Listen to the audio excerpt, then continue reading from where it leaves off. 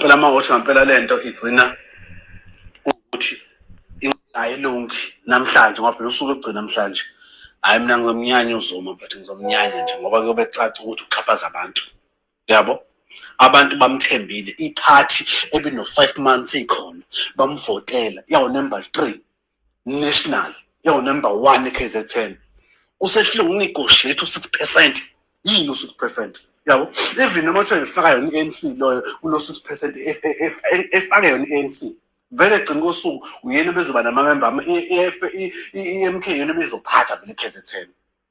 Yabo? Hayi man, lo baba ngathi ube ne-pride engekho nje man. Hawu. Yabo?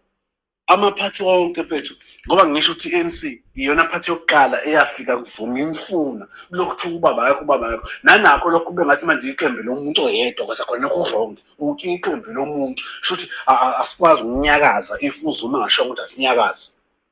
Yabo? Shothi akunyakazeki.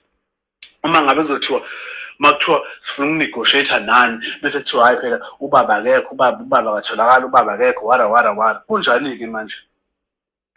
Futhi ngampela mawuthi ngampela